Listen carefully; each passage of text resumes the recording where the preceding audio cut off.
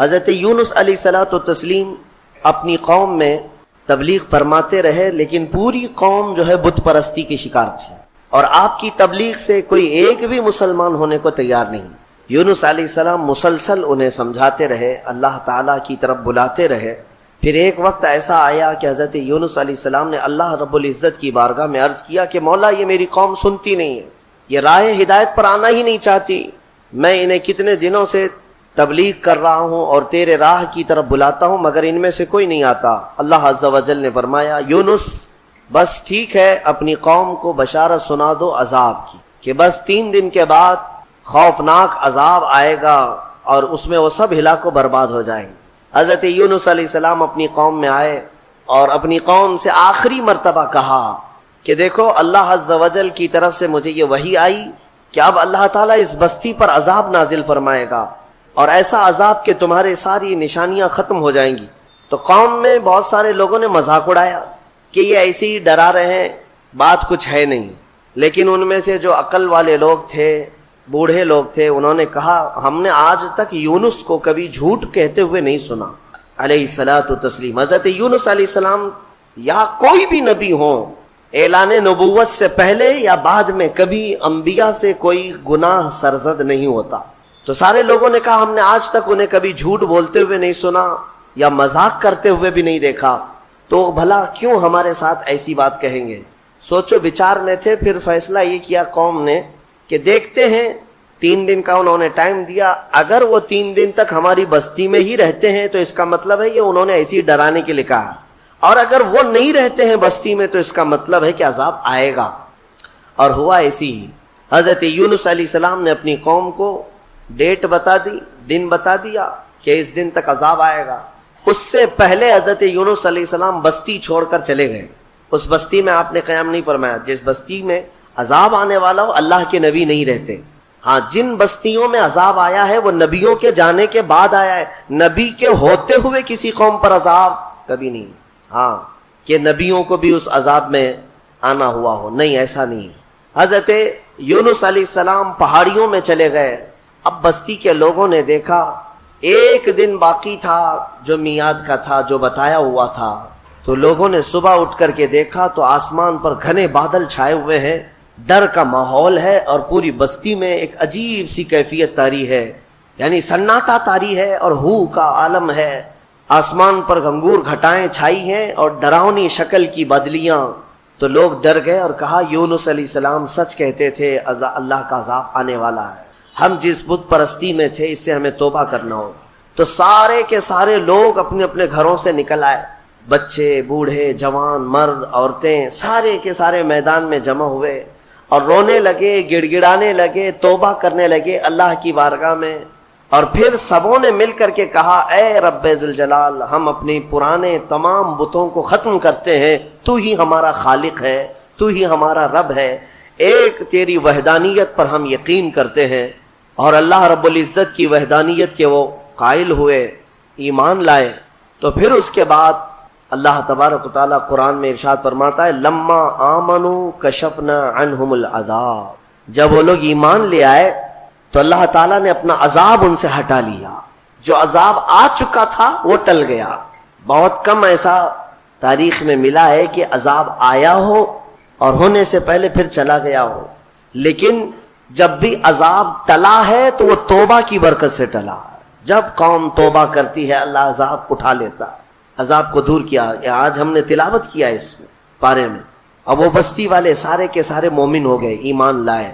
اور اس کے بعد یونس علیہ السلام تو تھے ہی نہیں بستی میں، انہوں نے دیکھا، رات کو وہ محسوس کر رہے تھے کہ عذاب آنے والا ہے، آنے والا ہے، دور بیٹھ کر کے آپ دیکھ رہے تھے، لیکن پھر دن گزرتے ہی عذاب ٹل گیا، آسمان صاف ہو گیا۔ تو حضرت یونس علیہ السلام کے دل میں یہ خیال گزرا کہ اب واپس اگر میں بستی میں جاؤں تو کہیں لوگ مجھے جھوٹا نہ کہیں، میں نے اللہ کے عذاب سے انہیں ڈرایا تھا اور دن بھی بتایا تھا، عذاب نہیں آیا تو کہیں لوگ مجھے جھوٹا نہ کہیں۔ اس لیے یونس علیہ السلام اپنی بستی میں جانے کی بجائے ایک لمبے سفر پر چل پڑے، اپنی قوم کی طرف نہیں آئے۔ انہوں نے کشتی میں سواری کی اور نکل پڑے، ان کا ارادہ تھا بہت دور دراز علاقے میں چلا جاؤں گا۔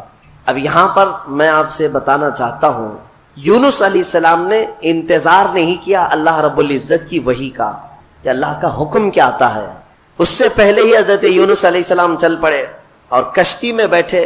کشتی جب بیچ میں دریا میں پہنچی تو رک گئی، چلتی نہیں تھی، یا تو ہچکولے کھاتی یا تو ڈوبنے کے آثار نظر آتے ہیں. اور اس زمانے میں یہ مشہور تھا کہ اگر کسی کا بھاگا ہوا غلام کشتی میں سوار ہے تو کشتی آگے نہیں بڑھتی ہے، بیچ دریا میں پہنچ کر کے کشتی رک جایا کرتی. اس زمانے میں یہ مشہور تھا.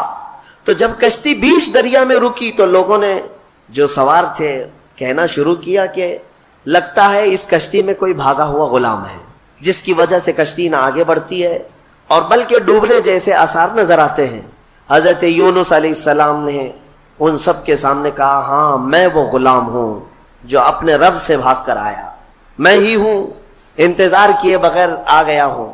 لیکن آپ کی شرافت دیکھ کر کے لوگوں نے آپ کے ساتھ اچھا معاملہ کیا، لیکن ہوتا یہ تھا کہ جو بھاگا ہوا غلام ہے اسے اٹھا کر کشتی سے سمندر میں پھینکا جاتا تھا، تب کشتی آگے بڑھتی تھی. اب بیچ دریا میں ہے.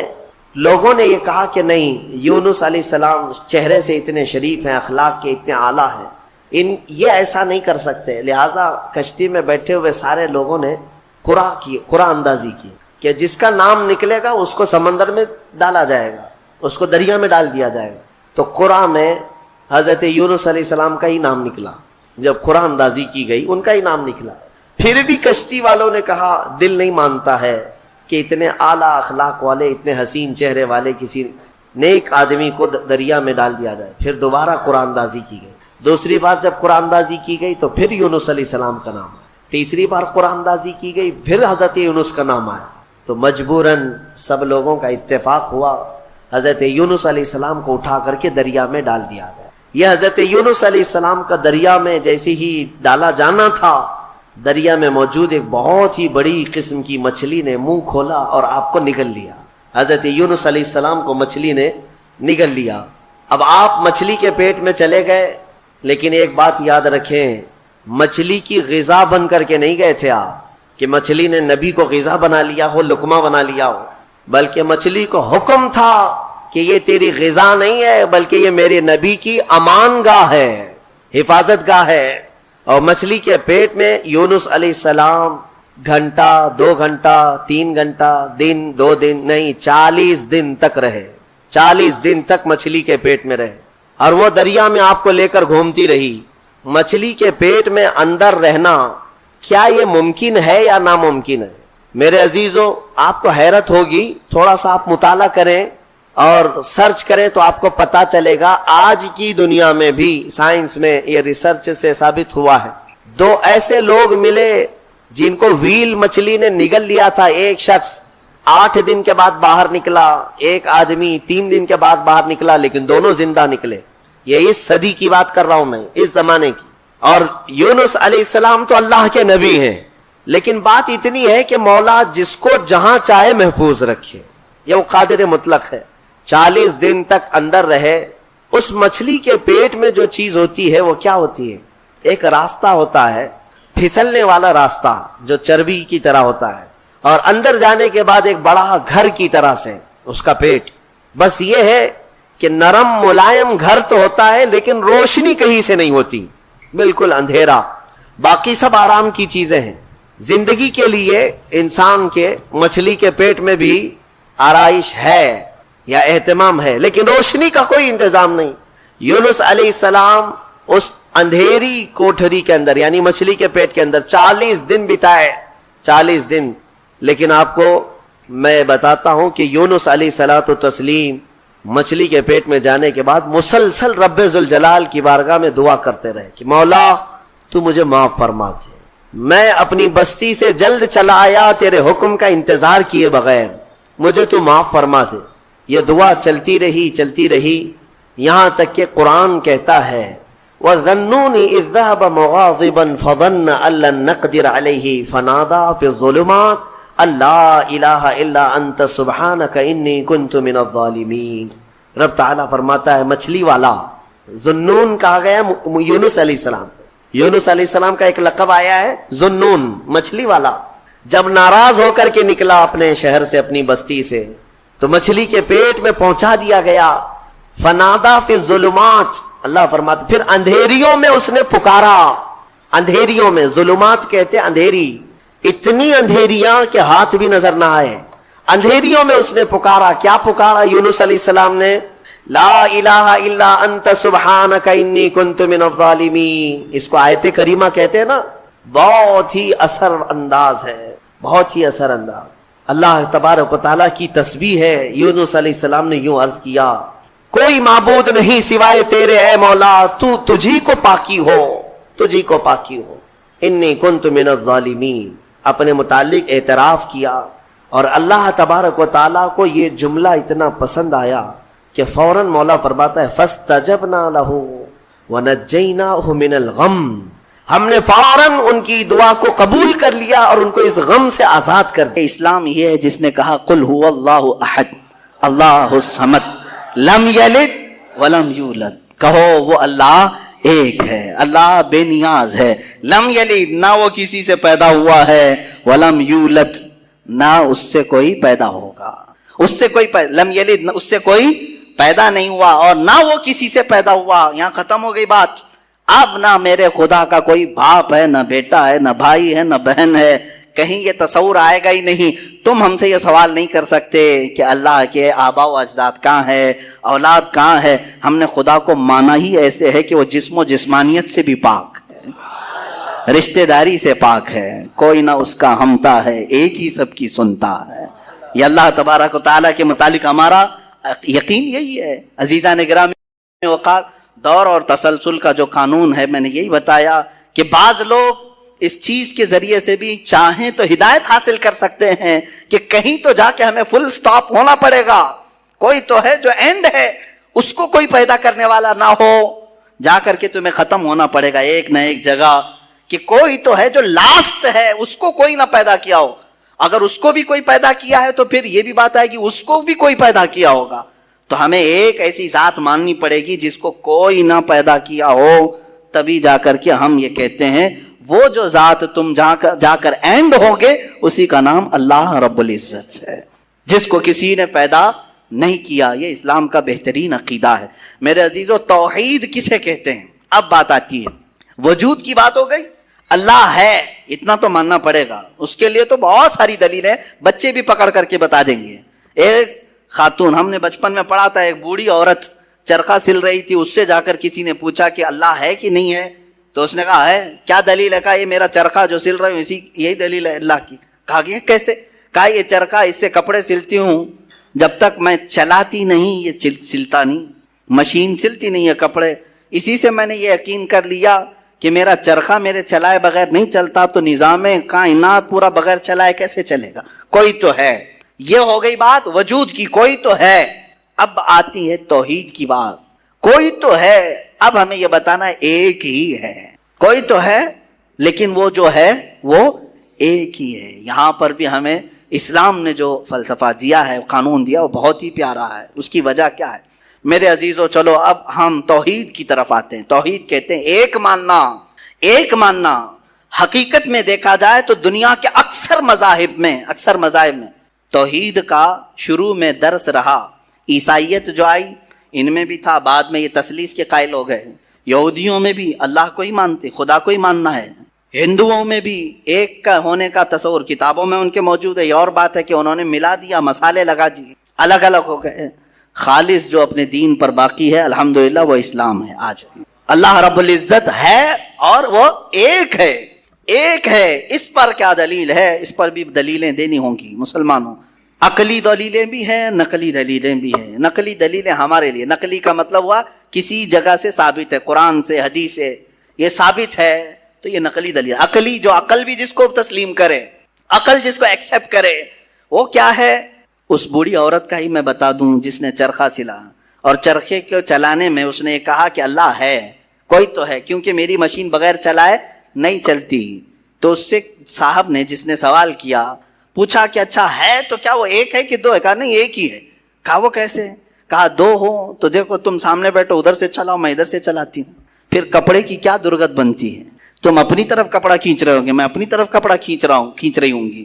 اس سے میں نے یہ یقین کر لیا میرے کپڑے کو سلنے کے لیے میرے چرخے پر ایک ہی کا ہونا ضروری ہے. دو بیٹھیں گے تو کپڑا پھر پائجامے کی بجائے کرتا ہو سکتا ہے, کرتے کی بجائے ہو سکتی ہے, کچھ بھی ہو سکتا ہے, کچھ بھی سل جاتا ہے. تو دو لوگ ایک مشین کو سلنے جائیں تو نظام درہم برہم ہو سکتا ہے. تو ایک پورے کائنات کا نظام اگر دو لوگ چلانے لگیں تو ایک دن ایک کہے گا نہیں میں آج بارش برساؤں گا, دوسرا کہے گا نہیں میں آج دھوپ ڈالوں گا, تیسرا کہے گا کہ نہیں میں آج چھاؤں ٹھنڈی پیدا کروں گا. تو یہ تو انہی کے درمیان جھگڑا ہوتا رہے گا. اسی لیے قرآن نے بھی کہا لو کان فیہما آلہۃ الا اللہ لفسدتا, اگر ان کائنات میں زمین و آسمانوں میں خدا کے علاوہ دو ہوتے تو ضرور اس میں فساد ہوتا, ضرور اس میں نظام درہم برہم ہوتا. میرے عزیزوں یہاں دیکھ رہے ہیں ہم بہت سارے نظاموں کو, کمیٹی کا مسئلہ ہے, مسجد کا مسئلہ ہے, بہت سارے چیزیں دیکھیں. صدر صاحب کچھ اور کرنا چاہتے ہیں, نائب صدر صاحب کچھ اور کرنا چاہتے ہیں, سیکریٹری کچھ اور کرنا چاہتے ہیں, حکومت میں جائیں پتہ ہی نہیں ہے, لیکن نظام ایک ملک کا چلا رہے ہیں, ایک ملک کا چلا رہے ہیں. فساد اسی لیے ہو رہا ہے, فساد اسی لیے ہوتا ہے اور ان کو پتہ بھی نہیں رہتا. وہ بھاشن میں کچھ اور بول کے آئے, یہ پارلیمنٹ میں کچھ اور بول کے آیا. یہ سب ہماری مثالیں جو میں آپ کو پیش کر رہا ہوں دیکھ کر کے سمجھنے کے لیے. ایک سے زیادہ جب ہوتے ہیں تو عقلوں کا ملنا ضروری نہیں, ہر ایک کی عقل الگ الگ چل سکتی ہے. اب آئیے, کوئی کہہ سکتا ہے نہیں بھائی اتحاد سے بھی تو کام ہو سکتا ہے, یونٹی سے بھی تو کام ہوتا ہے, کچھ جگہ ہوتا ہے نا. کوئی اگر کہے کہ خدا ایک نہیں دو ہیں اور دونوں مل کے کام کرتے ہیں, دونوں مل کے کام کرتے ہیں, تو اب میں آپ کو کہتا ہوں ایک نمبر والا خدا وہ کہتا ہے آج بارش برساؤں گا. دو نمبر والا اگر اتحاد کرتا ہے اور کہتا ہے کہ نہیں ہاں تو جو کرے گا وہی میں کرتا ہوں, تو یہاں پر قانون یہ تفسیر میں فرمایا گا دوسرا والا تو عاجز ہو گیا, وہ مختار نہیں ہے پھر فیصلہ لینے میں. اور عاجز جو ہوتا ہے وہ خدا نہیں ہوتا, خدا وہی ہوتا ہے جو مالک و مختار ہے, جو خود فیصلے لے گا اور اس میں کسی کو شریک نہیں کرے گا. تو اگر دوسرا والا مان گیا اس کی تو وہ خود عاجز ہو گیا, اس کی اپنی نہیں چلی. دوسرے دن دوسرا چلایا اور پہلے والا راضی ہو گیا تو پہلا عاجز ہو گیا. تو خدا عاجز نہیں ہو سکتا, یہ ہمارا عقیدہ ہے. خدا وہی ہے جو قادر مطلق ہے, قادر مطلق, ہر چیز پر وہ خود فیصلے لیتا ہے, خود ہی اختیار رکھتا ہے. الحمدللہ اسلام کو اتنا پاک و صاف رکھا گیا ہے. خدا کا جو عقیدہ ہے ہمارے ہاں, عقیدہ توحید ہے, وہ انسان کے ذہن کو بھی پاک و صاف کرتا ہے, انسان کا ذہن بھی پاک و صاف رہتا ہے. اگر عقیدہ توحید تمہارا ہٹ گیا, میرے عزیزو توجہ چاہتا ہوں, توحید عقیدہ سمجھ گئے, اللہ کو ایک ماننے کا عقیدہ اگر ہٹ گیا تو پھر انسان اتنا ذلیل ہوتا ہے کہ پھر وہ ہر چیز کو خدا ماننے لگ جاتا ہے, چاہے وہ چوہا ہو کہ بلی ہو کہ سانپ ہو کہ مچھر ہو, کسی کے بھی سامنے جھکنے لگ جاتا ہے. توحید کا عقیدہ اگر ذہن سے ہٹ گیا, اللہ کو ایک اور بڑا ماننے کا عقیدہ ہٹ گیا, تو ہم نے ان لوگوں کو بھی دیکھا ہے جو عورتوں کی شرمگاہوں کو بھی عبادت کرتے ہیں, بہت ساری غلاظتوں کو بھی پوجتے ہیں. میرے عزیزو یہ کب آتی یہ چیز؟ جب عقیدہ توحید انسان سے ہٹ جاتا ہے تو وہ بہت ہی نیچے گر جاتا ہے. اللہ تعالیٰ نے ذہنوں کو پاک رکھنے کے لیے یہ ہمیں کتنا بہترین عقیدہ دیا ہے, اور وہ ایک ہے, اور الحمدللہ مسلمان اسے آج بھی ایک ہی مانتے ہیں. کئی چیزیں ہیں, میں یہ علم الہیات پر آج بات کرنا چاہتا تھا. پہلے وجود باری تعالیٰ اور دوسرے اللہ کے ایک ہونے پر. ایک ہونے پر سب سے بڑی دلیل یہ ہے, ایک سے زیادہ ہوں گے تو نظام درہم برہم ہو سکتا ہے, اور اب تک نظام درہم برہم نہیں ہوا. اس کا مطلب ہے کہ ایک ہی چلا رہا ہے, ایک ہی چلا رہا ہے. سورج کو جس طرح سے اس نے سالوں سے چلایا ہے, چاند کو جس طرح چلایا ہے, موسموں کا آنا جانا, قرآن خود یہ کہتا ہے, میں نے آیت خطبے کے بعد یہی تلاوت کی, ان فی خلق السماوات والارض واختلاف اللیل والنہار, بے شک زمینوں کی پیدائش میں, آسمانوں کی پیدائش میں اور رات و دن کے آنے جانے میں تمہارے لیے بہت بڑی نشانیاں ہیں کہ ایک ہی ہے, ایک ہی ہے جو اس کو اپنی مرضی سے بنایا ہے, اپنی مرضی سے بنایا ہے.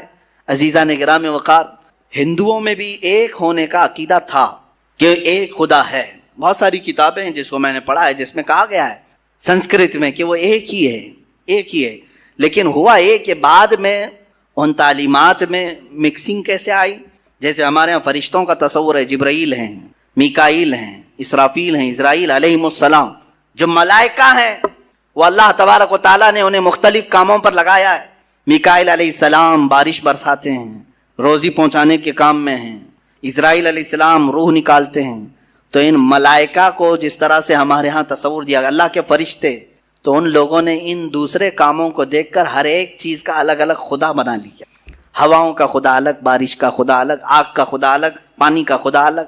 یہاں پر دھوکہ کھا گئے، وہ خدا نہیں ہے، وہ خدا کے فرشتے اللہ تبارک و تعالیٰ نے جن کو ان کائنات کے کاموں پر لگایا. ہمارا عقیدہ میں بتا رہا ہوں. عزیزان گرامی، یہاں پر میں یہ باتیں اس لیے عرض کر رہا ہوں کہ سب سے پہلے وجود باری تعالیٰ اللہ ہے، دوسری چیز وہ ایک ہے.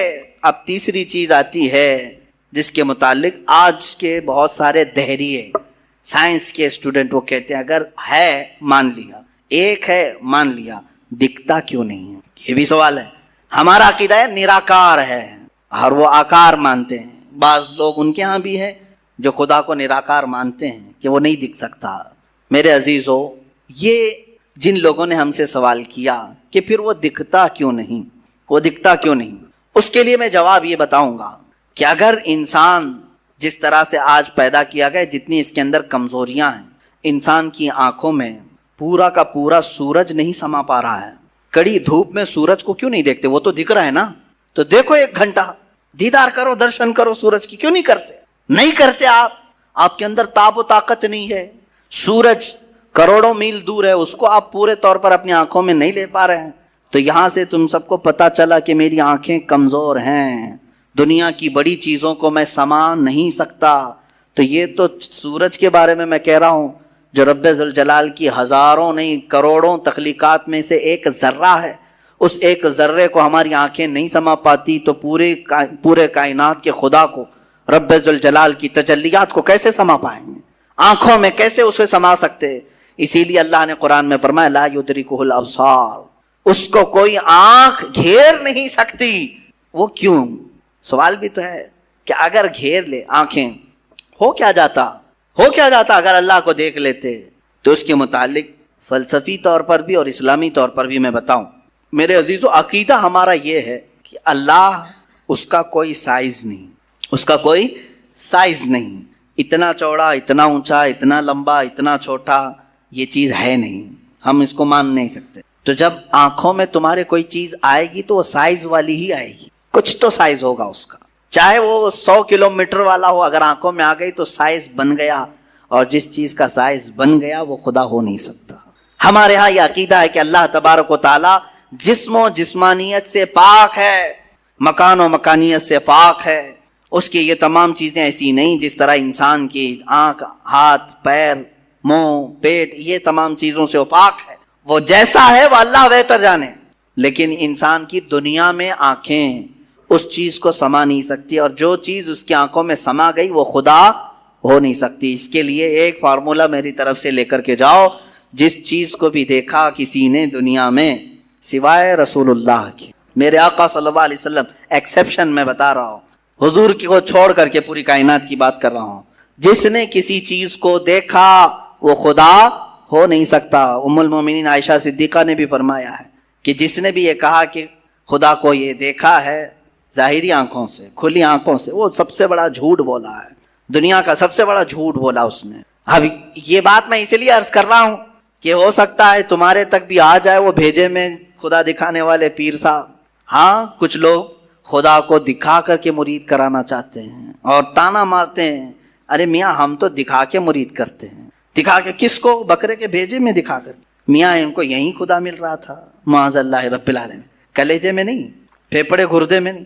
جس چیز کے کھانے کا شوق پیر صاحب کو ہوا وہاں خدا دکھانا شروع کیا. نعوذ باللہ من ذالک، استغفر اللہ. یہ نہایت ہی جہالت ہے اور زندیق لوگ ہیں. میں آپ سب سے یہ کہنا چاہوں گا جو اس طرح کی بات کرے اس سے یہ کہو کہ پیر صاحب بڑے ہیں کہ موسیٰ علیہ السلام بڑے ہیں. کون ہیں؟ موسیٰ علیہ السلام بار بار کہتے رہے مولا تو اپنا دیدار کرا دے، اور قرآن کہتا ہے لن ترانی، تم مجھے ہرگز نہیں دیکھ سکتے.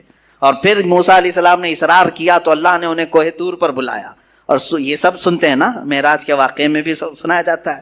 موسیٰ علیہ السلام کو سوئی کے ناکے کے برابر ایک تجلی دکھائی گئی، پہاڑ پورا جل گیا، آپ بے ہوش ہو کر گر پڑے. پیر صاحب ابھی بھی بے ہوش نہیں ہو رہے. موسیٰ علیہ السلام جلیل القدر پیغمبر ہیں، نبی ہیں، وہ تجلی ہلکی سوئی کے ناکے کے برابر کی نہیں دیکھ سکے. تو ان سے سوال کرو آپ بڑے کہ موسیٰ علیہ السلام بڑے؟ آپ کے اندر اتنی پاور کہاں سے آ گئے؟ آپ پورے بھیجے میں دکھانے کی بات کرتے ہیں، نہایت ہی گمراہی کی بات ہے۔ میرے عزیزوں، میں یہ ان لوگوں کے بارے میں کہہ رہا ہوں جو اپنے آپ کو مسلمان کہہ کر کے ایسی باتیں کر رہے ہیں، باقی دوسرے ہوں تو ان کو چھوڑ دو، ان کا معاملہ الگ ہے۔ یہ تمام باتیں ہو گئی، میں نے 3 چیزیں آپ کے سامنے عرض کی۔ وجود باری تعالی، اللہ ہے، اور اگر ہے تو ایک ہے، اور ایک ہے تو وہ نظر نہیں آتا، دکھتا نہیں۔ یہ 3 عقیدے اسلام کے بنیادی عقیدے ہیں، بنیادی عقیدے ہیں۔ ان میں ذرا برابر بھی ٹس سے مس ہوئے تو تمہارا ایمان چلا جائے گا۔ یہاں سے گمراہیوں کے دروازے کھلتے ہیں۔ جنہوں نے خدا کے وجود کا انکار کیا وہ ملحد ہو گئے، جنہوں نے اسے ایک سے زیادہ مانا وہ مشرک ہو گئے، جنہوں نے اس کو دیکھنے والا سمجھا وہ گمراہ ہو گئے۔